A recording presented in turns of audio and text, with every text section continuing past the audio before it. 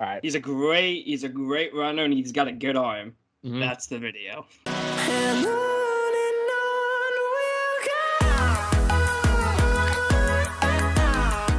Welcome to another episode of Boom or Bust, the draft show. Max Chadwick alongside Nick Merriam, Donny Clemons. We got another special co-host for this episode, Nico Delfrate at Elite Takes on TikTok, at Elite Takes on Twitter too. This guy is freaking massive, and we had to get him on for a huge episode today, and that is Liberty quarterback Malik Willis. His scouting report, which I know a lot of you have been asking for in the comment section. We're finally getting to it. Malik Willis scouting report, strengths, weaknesses, player comp, ranking, team fit, so much more. Before we start the video, please like and subscribe to the channel. Turn on notifications. Follow our Twitter, Instagram, TikTok at Boom or Bust Draft. Anywhere you get your podcast, we're on YouTube. Subscribe as well. And, of course, follow Nico on TikTok, on Twitter, wherever you can find him. At Elite Takes, probably Instagram too. And, of course, Donnie at Pickin' Spreads. Check out the merch store too. So let's go over Malik Willis.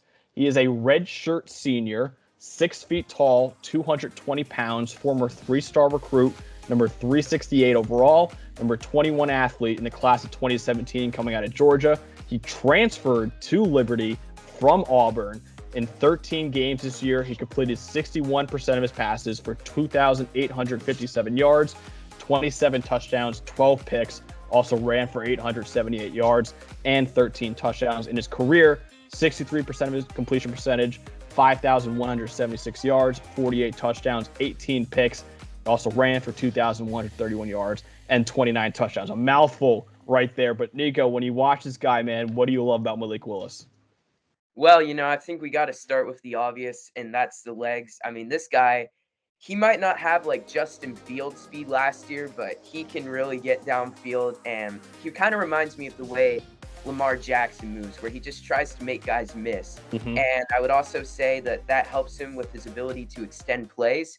But what also helps him with his ability to extend plays is that he has a pretty darn good arm, and like he can make throws deep off balance. He can make throws deep on the run. So he definitely has that upper echelon arm that you would want in an elite NFL quarterback.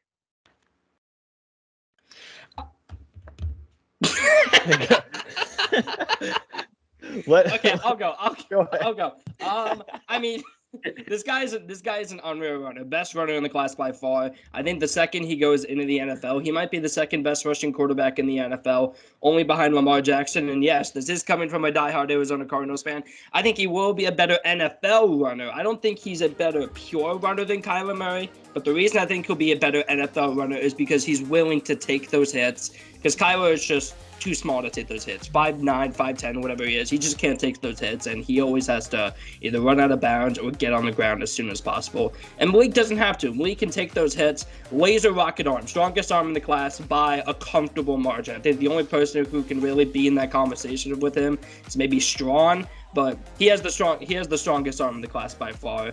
The decision making isn't necessarily great, but when it comes to the athletic tools and just these gifts that he has at the quarterback position, by far the best of any quarterback in this draft. Along with that comes the highest ceiling.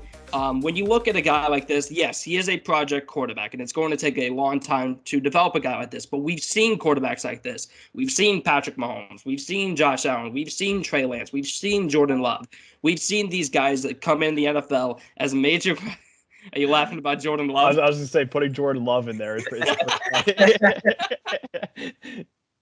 Utah State legend. But no, we've seen these quarterbacks that just aren't fully there yet, but have these unbelievable gifts, and they go to a team and they get developed. Mainly like Patrick Mahomes and Josh Allen, who top 3 quarterbacks in the NFL, and they both have an argument for being the best. So that's what you're mainly looking at with this guy. Best physical tools and the highest ceiling by far of any quarterback in this draft. Yeah, it's tools. I mean, we've had a lot of comparisons in our discussions about this guy to Trey Lance last year, who was, lower competition level, kind of similar. A guy who was mobile, a guy who had a great arm. But there were some development questions, and it was, well, the tools are awesome. If you think you can develop this guy, Kyle Shanahan obviously did think he could, then this guy can become an excellent QB. Malik Willis is in that vein. I think honestly, the competition week to week, some of the games he played with Liberty, you know, they played Auburn, they played Ole Miss, like tougher than any game that North Dakota State ever played. But I think on average, North Dakota State probably playing tougher opponents than Liberty was playing, honestly. But so there's a discussion there. But my argument would be that his tools are better than any quarterback we've seen come out probably since Cam Newton. This guy's arm is crazy. And I, you know, Lamar Jackson was the best runner we've ever seen, and his arm was good, but it was more in the Matt Corral vein of arms. I'm putting Malik Willis's arm talent up there, maybe not quite Pat Mahomes, Josh Allen level, but I think it's close. You know, I think he really does have that type of power underneath his throws, and I think he has the ability to change up his angles, throw these balls with touch, throw these balls with power. He can do all of it. It's just, you know, it's a mechanics issue, which we'll talk about in the weaknesses for it. You know, besides that, you know, he's a guy that has relatively quick twitch. When he sees when he wants to throw the ball, he can. And obviously when the play breaks down, his mobility is some kind of hybrid between what we saw with Lamar and what we saw with Cam Newton, in that he has, you know, some power. He's rocked up. He's 6 foot 220. Like, that is my ideal, like, running back size. I actually kind of like them shorter, so actually maybe 5'11", 220 is better and can run. But like this guy, you know, he might not run the 4.2s, but he might run in like the low 4.3s, 4.4s. We'll see. It's not Justin Fields type mobility, but he's shiftier than Justin Fields. And that is a high floor thing for a quarterback as he develops as a passer going to the next level. You can at least rely on the fact that this guy is just going to make wow plays with his legs every once in a while. And that's the type of thing that gives you, you know, there are games that you will win just because, wow, like that guy can do something that no one else can do other than probably Lamar Jackson. Yeah, you guys hit it all. I mean, this is the best physical tools, I think, by far in this quarterback class. Rocket arm with the running ability of a very good running back. Legitimately can throw from any angle, off of any platform. He would be one of the top running backs in this draft if he switched positions. That's how good of a runner this guy is. I saw this stat that PFF tweeted out. I wanted to say it. Malik Willis broke a tackle on 60% of his runs this year. That's the most they've ever seen by a quarterback. That's the most they've ever seen by a running back. Tied for second was Sam Howell this year, too. Tied for second. Sam Howell, hell yeah, Nico. I know you're on the Sam Howell QB1 train. Need someone else with me. Sam Howell tied for second with Javonte Williams from last year. They both broke 48% of their attempts. They both all broke a tackle. So Malik Willis, 60%, dude. Crazy. 60%. That is a ridiculous number. By far the best they've seen, and they've started doing this in 2014. So this has been 7 years of data, and Malik Willis have never seen someone break a tackle as efficient as he did this season. And we'll get into the weaknesses, but he did take a major step forward, I think, this year. So this guy showed that he is coachable, and maybe you can get him to unlock those elite tools down the line. But Nick, we'll start with you on this one. The weaknesses, man. Talking about the weaknesses from Malik Willis. Yes, I don't think his mechanics are necessarily horrible. I think he knows what he needs to do. It's just about consistency. It's not always right, and it definitely messes with his accuracy. And it's like slight margins here and there, because I think relatively, you know, you see him miss downfield a good amount. I think a lot of these guys that they you know in this draft aren't the most accurate downfield. I think actually Sam Howell is the one guy who I think consistently hit passes downfield in this draft. Willis, though, you know, when he does hit the downfield pass, it's a throw that's really more impressive than any other quarterback can make in this class. But the issues, I think, come in the intermediate and short levels where, yes, he hits his targets, yes, he hits receivers, but the ball placement is kind of erratic. Like, you will see him throwing it behind receivers, throwing it to places where they're getting hit by defenders, throwing it places where they're really not in a good position to get yardage upfield or turn upfield.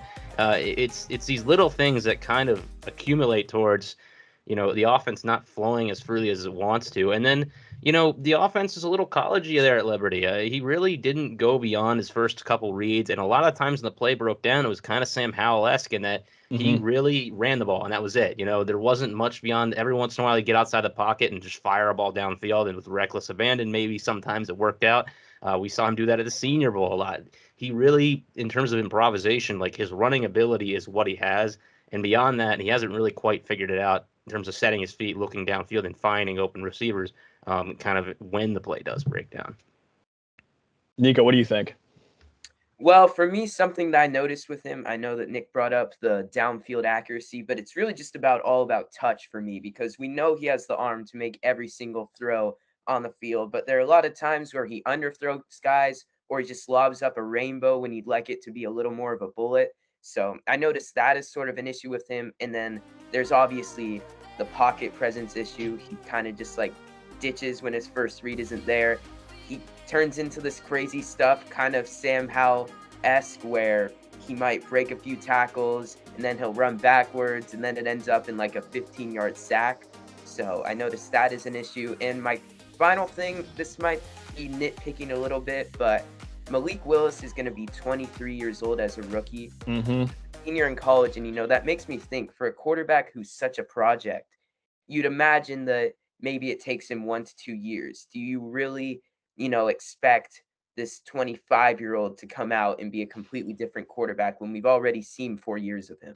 So that's just my question. It's a good point. He's my age right now. No, that is a fantastic point. And yeah, I wouldn't draft me. I would say that I would not draft me if I was an NFL team. UDFA, Max Chadwick. No, literally, the first thing I have on my weaknesses right here is he is old. For a project quarterback, he's old. And now I will say this: if he was 21, or maybe not 20, but if he was 21 years old, I would feel way more comfortable about this guy. Like, way more. He'd probably be my QB1. And I know that's crazy, but like, project quarterbacks, just being a project quarterback and being this old is very concerning. Now, he did show at the Senior Bowl he can be coachable. It's clear that he wants to be coached, which I love. If you're a project quarterback and you don't want to be coached, I'm not even going to draft you at all, because that's just a joke. He wants to be coached. He wants to get better. He knows he needs the help, which I love. Also, you guys mentioned it, he doesn't go through his reads at all. Like, if his first read isn't there, he's taken off and running. Now, I do think he can go through his progressions very well. There are moments when he is playing where he does do that, but does he do it a lot? Not really at all. So, also, I think he's a decent improviser. I think his improvisation might be a little overrated. I don't think he's that amazing of an improviser right now. Now, I could improve with some coaching, but as of right now, I just think he just kind of wants to take off and run if it's not there. Kind of like Trey Lance in college. Like, if his first read wasn't there, he just kind of took off and ran. And I think that's what Malik Willis is going to do. And another good example, like you guys mentioned, is Sam Howell, because Sam Howell doesn't know how to improvise at all, but he is a good enough runner, so it can work. So that's basically it. But what I will say is he wants to be coached, which I do like. And I know, like, this is a negatives part, but if he wants to be coached, I'm willing to take a shot on him. But like we've all been saying for the entire video, this is a massive, massive project. I think you can debate that this might be the biggest project quarterback we have ever seen. I think the only other person you can possibly put up there is maybe Josh Allen. But I think Malik Willis has the argument to be the biggest project quarterback just because of his age, and also his IQ is just not very good. But with coaching, he could be a very, very special quarterback. Yeah, I mean, we mentioned it before. Like, this guy is just so raw. Like, it's kind of like the Evan Neal, I think, even more of a biggest boomer bust prospect that we've seen. Roll credits. Right now, though, it's all just tools, dude. Like, you heard all four of us talk about in the strengths part. We're like, this guy's arm is ridiculous. This guy's an incredible runner, and that's all we said. And that's all we said, because everything else to play quarterback is just not there right now. Like, he plays backyard football too much. He throws off base too much. I agree with Nico on that. It leads to some serious accuracy issues, dude. He has serious accuracy issues because I think he knows in his head, hey, I've got this cannon for an arm. I can do whatever I want, kind of like Patrick Mahomes, where he just throws from weird arm angles and weird platforms. And a lot of times it just doesn't work, dude. It just doesn't work for him. He has serious accuracy issues because of that. I had this too, doesn't go through progressions like you'd want him to. There's some awful decision-making at times. Not even like, oh, I'll take off and run when there's another guy open. There are some times where he looks at his first read, and even though there's two guys on him, he's like, screw it, I'm throwing it. And he throws a pick, and it's just like, dude, why would you even look at that guy? Pocket presence is also a mess. I had this too. Holds onto the ball for far too long, which leads to sacks. He plays hero ball way too much. When you get pressure on Malik Willis, there's a pretty good chance you're going to get a sack on him, a lot like Sam Howell, too, where it's just this guy is holding onto the ball far too long and thinks he could play hero ball, and a lot of times it leads to some bad plays. But, Donnie, let's finish this off with you. Where do you have Malik Willis on your big board? Where do you have him in this quarterback class? What's your player comp for him? Any team fits you got? What do you think about Malik Willis? So Malik Willis is a project quarterback. We've been saying that the whole video. He is one of the biggest project quarterbacks we're ever going to see. He's older. He's not technically sounded at the quarterback position whatsoever. But the ceiling with this guy is absurd. When you look at the ceiling of this guy, you see the Patrick Mahomes, Josh Allen, Justin Herbert, Kyler Murray, Lamar Jackson ceiling.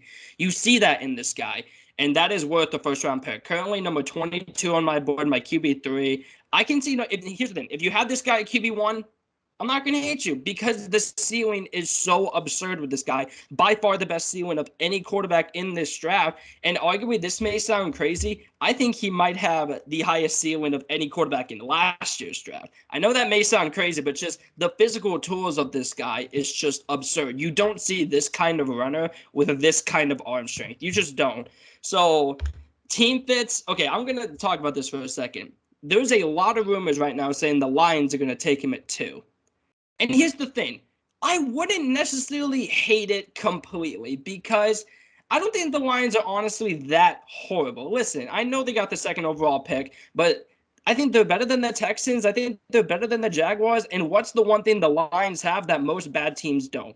A good offensive line. You have Penei Sewell, you have Taylor Decker, and Frank Ragnar, who's arguably a top 3 center in the league, is coming back. And like we saw with Philly, you can have a good offensive line with pretty bad guards, and then you can have 2 good tackles, and Penei Sewell could be generational next year. We don't really know with him because he ended the season very, very well. Frank Ragnar is a top 3 center in the league, so he's going to a situation where he has a good offensive line, and yes, the weapons aren't there yet, but Amon-Ra St. Brown is good, and they could possibly get another weapon with their other first-round pick.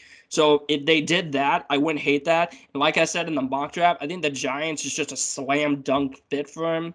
I mean, you have Brian Dabble, who is able to do something that, once again, I thought was impossible. He developed Josh Allen into an elite NFL quarterback, which, listen, that was very, very impressive to do because Josh Allen had some of the worst mechanics and worst accuracy and worst consistency I've ever seen from a college prospect. So if Brian Dabble could do it with Josh Allen, he can do it with Malik, especially on a team where I think they have the weapons. I think you can get an offensive lineman with that 5th overall pick or even the 7th, and then you have Andrew Thomas, and then you'll have your other draft tackle on the other side, and then the offensive line is improving. Daniel Jones is not a good quarterback, and Malik Willis has the ceiling of a superstar. My comp, I wanted to stay away with Lamar Jackson just because I feel like that's a common comp. I'm going to go with Tyrod Taylor. Oh, okay. So, just another mobile quarterback, and honestly, I could see his floor being about Tyrod Taylor because I don't think his floor is as bad as some people are saying because he has such great mobility. Like we saw it with who's a good example, like Josh Allen. We saw it with Josh Allen where he was not developed as a passer whatsoever, but he was always able to make it seem like in his first couple of years he wasn't the worst quarterback in the league because he had that rushing upside, and that was back when he was obviously a very bad passer, and obviously he developed, which Malik could do as well. So my comp is going to be Tyrod Taylor. Obviously, I think his physical tools are better, but I think the floor could be about where Tyrod is. Nico, what do you think? So I've kind of come around after the Senior Bowl on him being a late first-round pick. So I currently have him at 28 on my big board, and he is my number 3 quarterback. I prefer Howell, and I prefer Pickett a little bit just because I think Pickett has a lot of the refined tools that you want in an NFL quarterback. But, there's too much upside to, just be too low on this guy. You want to root for him. And when it comes to team fits, that's why I really would like to see the Titans maybe take him in the late first round. I don't know if he'll fall there, but that seems like a really interesting fit to me. Learn behind Ryan Tannehill. They could do some pretty crazy stuff with him. I love that. In offense. Him and Derrick Henry. Oh, man, that would be terrifying. That would be amazing. And, the same process of thinking comes for me when I think that he could be a pretty great fit on the Steelers because, similar type of concept with Najee Harris. You've got good weapons. The offensive line is the issue there, but, they've had success with the quarterback position, obviously, for the last decade. And when it comes to an NFL comp, there were a few that came to mind. I'm not going to go with Lamar Jackson, just like Donnie. I'm actually going to go with Jalen Hurts because I think Jalen Hurts, not quite as special athletic tools. I think he has a way better arm than Hurts, but you see a lot of the similar things where they're just running around in circles in the pocket. They love to extend plays, but they're just late to see their open reads, but they definitely can be very special runners. And that's why I think Malik Willis does have a somewhat decent floor where he can be like Jalen Hurts last year, where he's just running around, but, still making the Philly offense better than what Carson Wentz was doing. Yeah, you guys touched on everything there. Well, I mean, he's QB3 for me as well. He's number 24 on my board. It's kind of the same exact range. Like, I think this is a guy that, I want to put higher. It's just, I could see so many scenarios this type of dude, like, if he ends up in Washington, like, I don't trust Washington. Like, I don't know that it's actually going to work out there. But in terms of team fits, I mean, I would put them there. I would put Pittsburgh there. I think Minnesota was looking at Fields last year. They wanted a mobile QB. I don't know if it'll stay the same, but I would not be shocked if the Vikings were like, come on, dude. No, yeah, come on. I would not be shocked if they're quietly like one of the teams that would be looking at him. But really, there's a lot more teams, I think, in this draft that we're really not talking about that will be interested. I think New Orleans is always a sneaky trade-up candidate. They always love to do that. Pittsburgh obviously would have to train up. I like the Giants fit. I do like the Lions thing because of their O-line's good. Like, at the end of the draft, maybe they use their late picks to move up into like the middle of, maybe they trade like both. They package 32 and another pick and they go up to the middle of the first round to get them. That would give them a high floor rushing attack just because I actually think their running backs, Williams and Swift, are great. And I think that O-line obviously gives them the ability to do what they want, run the ball well. There are really a lot of teams that I could see this working with. I think Pittsburgh is the best in terms of just, Pittsburgh always seems to make things work out. I just trust them in general as an organization. Washington, I've been linking Ron Rivera to him like this whole time just because I feel like in terms of the off fields, like by all accounts, like this kid's great. He works hard. And that his tools are similar to Cam Newton. I got Marty Herney in there, who also was a big Cam Newton guy. Big reason why they brought him in. I wouldn't be shocked if they really liked him as well. And I wouldn't be shocked if Pittsburgh hopped him in the draft to make sure they secured him. My comp is not my comp. I've seen other people use this, but Cordell Stewart, same size guy / Stewart, and ended up playing some receiver in the NFL. I don't think that Malik Willis is going to end up playing any receiver. I think if you're invested in him, he's got to be playing QB for you. That nonsense needs to stop. Thank God with Lamar Jackson, it didn't become a thing, and that's why we're here now. But Stewart, same size, physical runner. He had some speed. Obviously, he was quick enough to play receiver. Had a cannon of an arm. I mean, the guy was just toolsy as hell. And really, he never really hit his full potential with the Steelers. But there were years where the guy played really good football and had the Steelers in Super Bowl contention. I think there's a good chance that Willis ends up being that type of QB where it's like he's not excellent. Like, he's not going to be a top 5 quarterback year to year. But there will be years, kind of like with Cam Newton, where it's like, oh my God, that guy's just burning the world down right now, and they really have a shot to win it all, depending on who he ends up with. So I have Malik Willis a little bit higher than you guys. I have number 15 overall on my board, QB3. I have Matt Corral at 14. So I think it's a toss up between the two. Like, if you have Matt Corral, Malik Willis as QB2, I think that's fine. I know Nico and I are on the Sam Howell QB1 train. I love Sam Howell, man. My number 6 overall prospect. He's my guy. Willis, I think, can easily be QB1, which is why I don't hate it if he is for anyone, because you've seen so many guys in the past, like Patrick Mahomes, who I said, man, when the Trees traded up to get him at 10, I was like, I don't know about that, because I saw Patrick Mahomes as like a day 2 quarterback. I was completely wrong about that. Josh Allen, top 10 pick, hated that. I was like, this guy's a day 2 quarterback. He's a superstar. Justin Herbert, I thought was a late first-round pick. They took him at number 6 overall, I believe. And I was like, man, I don't like that either. Superstar. You just take these tools, dude. I've learned now. It happened 3 times to me now where I got screwed over by these guys. I said, you know what? Screw it. If this guy has superstar tools, I'm willing to take a flyer on him despite what the college tape says, because you watch the college tape Malik Willis and you say, man, that guy is not even close to what he should be in the NFL. And sometimes the coach just gets with him and says, you know what? Let's just give you a year like Patrick Mahomes and we'll see what happens, which is why I was higher on my comp last year. My comp is Trey Lance, and I hate doing comps to a guy that's literally barely played at all in the NFL. But Lance played lesser competition. I had serious accuracy concerns, serious other concerns besides just the strong arm and the running back ability to be a top-tier quarterback. And I think Trey Lance now, with a guy like Kyle Shanahan, I think could be a superstar in the NFL because of that elite mobility, elite arm strength, and that's why he was the 3rd overall pick, which is why I think Malik Willis will be a top pick in this draft, probably top 10 pick in this draft, just because someone's going to see those superstar physical tools and say, you know what, we can coach the rest out of them and we'll get a superstar quarterback. So the Steelers, the worst kept secret in Mobile at the Senior Bowl, what the Steelers are in love with Malik Willis, which, you know what, as a Steelers fan, I'm cool with it, dude, because they need to have a quarterback. And, you know, last year, I keep saying this, but last year they kept saying, hey, we like Najee Harris a lot. And people were like, oh, it's a smokescreen. Don't worry about it. They're going to take an offensive lineman. I was like, no, I think they're actually taking Najee Harris. They took Najee Harris. This is a team that doesn't know how to smokescreen, dude. They don't know how to smokescreen. Whoever they say they like is who they're taking.